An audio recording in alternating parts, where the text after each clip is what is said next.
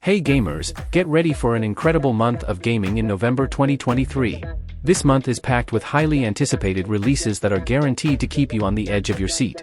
In this video, we'll be counting down the top 5 upcoming games that you absolutely cannot miss.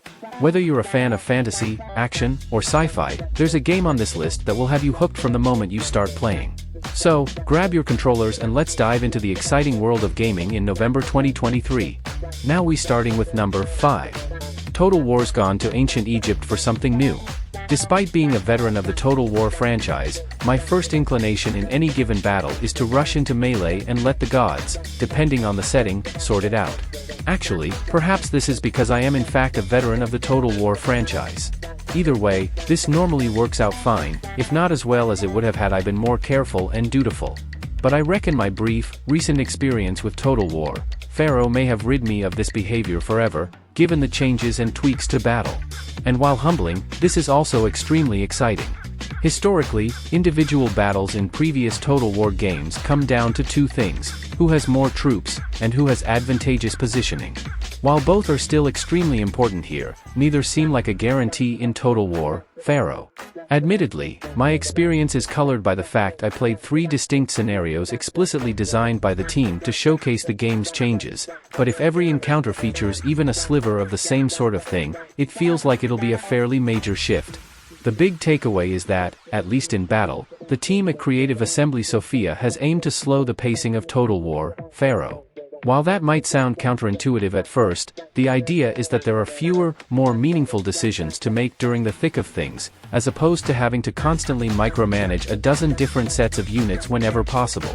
That doesn't mean things are actually slower, granted, just that the expectation Pharaoh has of its players is less directly intense. At number 4 is the Ghost Runner 2.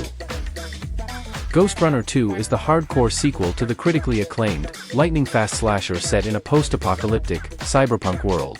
Prepare for mind-bending action as you take on the violent AI cult who has infiltrated the last refuge of humanity. Explore beyond Dharma Tower with your new motorbike, decimate enemies in the cyber void, test yourself with challenging new modes, and master dynamic new abilities to become the ultimate cyber ninja. The level design of Ghost Runner 2 is more versatile than ever, offering multiple ways to play and more freedom as you progress towards an objective. Get ready to take the Ghost Runner experience to the next level. Bigger and better bosses. Boss fights are far more epic and interactive, giving players unprecedented immersion into the battles versus your toughest opponents. Enemies in Ghost Runner 2 behave uniquely depending on the skills used against them, providing a unique challenge with each encounter. Addition of vehicular combat. Embrace the non-stop action when you are riding the new Ghost Runner motorbike. This new vehicle isn't just a means for traversing the new non-linear levels but will also feature an arsenal that can be used in combat. Powers and abilities. Ghost Runner 2 introduces new skills, abilities, and weapons, allowing players to be more creative and take on even the most demanding encounters with greater accessibility. Ultimate abilities give Jack a fighting chance versus the relentless legions of foes encountered. Synthwave soundtrack. Save humanity in style as you decimate your opponents while listening to the captivating synthwave soundtrack featuring new music from Daniel Deluxe, We Are Magonia, Ghost, Dan Terminus, and Eric Rykoski. King of the Cyber Void. See if you are worthy to call yourself a cyber ninja by completing the new Ghost Runner 2 modes. The Ghost Runner 2 leaderboards have been expanded to include not only your friends, but those on the same platform. At number 3 is Assassin's Creed Mirage. Assassin's Creed Mirage is an upcoming action-adventure game developed by Ubisoft Bordeaux and published by Ubisoft. The game will be the 13th major installment in the Assassin's Creed series and the successor to 2020's Assassin's Creed Valhalla. It is scheduled to release for Amazon Luna, PlayStation 4, PlayStation 5, Windows, Xbox One, and Xbox Series X/S on October 5, 2023.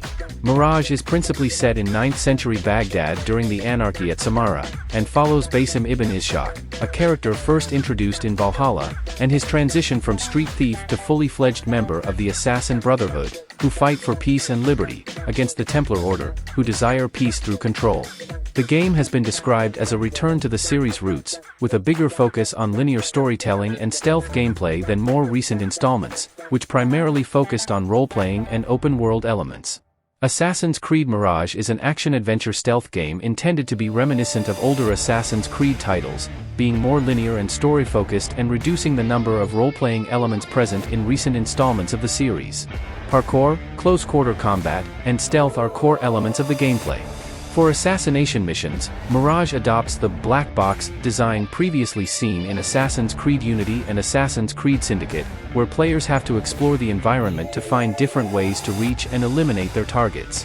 The game is set principally in the city of Baghdad, which is divided into 4 districts, but also features Alamut, the fortress headquarters of the Hidden Ones. Baghdad is much smaller than the worlds of recent Assassin's Creed titles, being closer in size to Unity's and Revelation's depictions of Paris and Constantinople, respectively. Shortly after the game's announcement, the title was reported as receiving an adults-only rating from the Entertainment Software Rating Board, which would have limited the number of outlets it could be distributed at in the United States, following a listing on the Xbox Store a week prior to the game's reveal, with one of the reasons being for containing real gambling. And number 2 is Forza Motorsport. Forza is a series of simulation racing games for Xbox consoles and Microsoft Windows published by Xbox Game Studios. The series seeks to emulate the performance and handling characteristics of many real-life production, modified, and racing cars. Forza Motorsport is arriving later this year with all the usual improvements in visual immersion and fidelity you'd expect from the latest Forza. But it's also going to let players who are blind or have low vision race around tracks by listening for beeps and boops. These clever audio cues make Forza Motorsport the most accessible Forza title ever created. Turn 10 Studios has teamed up with accessibility consultant and blind gamer Brandon Cole to tune these audio cues and make racing blind in Forza Motorsport a reality. In the past, Cole has worked with Naughty Dog to improve accessibility in The Last of Us on PlayStation and has been pushing for game developers on this issue for more than a decade.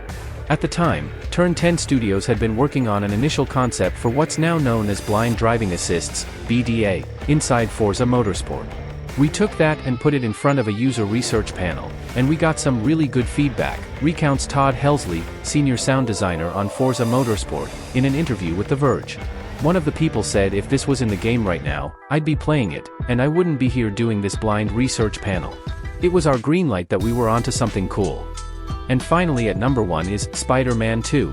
After relentless teasing, showcases, and extended gameplay trailers, we now know when we can play Marvel's Spider-Man 2. During Summer Game Fest, game director Brian Intihar made an appearance to share the last bit of the game we haven't seen, a release date. On October 20th, players can suit up as Miles and Peter to take down Kraven the Hunter and Venom in Spider-Man 2. Also during the presentation, Intihar shared a bit more about one of the game's villains, Kraven the Hunter. Intihar said that Kraven was unlike any character they've ever featured because he's not superpowered or uses magic, he's simply the best at what he does. Kraven's coming to New York for his greatest hunt, with Intihar alluding that it's not only Peter or Miles that he's stalking. Intihar also teased that the person in the iconic black symbiote is not Eddie Brock but someone else, and that we'll have to wait for the game's October 20th release date to find out. Marvel's Spider-Man 2 will offer an accessibility setting that lets you slow down the game's action. You'll be able to slow things down by 70%, 50%, or 30%, but you can switch back to full speed at any time, according to the game's official listing from Sony. The feature could be a useful tool to help players navigate tricky fights. When playing Marvel's Spider-Man on PS4, I remember getting frustrated by a few encounters where I felt overwhelmed by baddies on all sides. I'm guessing I'll take advantage of this new setting to more easily get through similar situations in Spider-Man 2 when it comes out in October. Spider-Man 2 will also offer on-screen captions and audio descriptions for cinematic scenes, and screen reader support that can read aloud all on-screen text in menus, Sony says in the list. And Sony says that these new accessibility improvements build on what's been available in previous Spider-Man games. If you want an idea of what Sony and developer Insomniac Games built for Spider-Man, Miles Morales.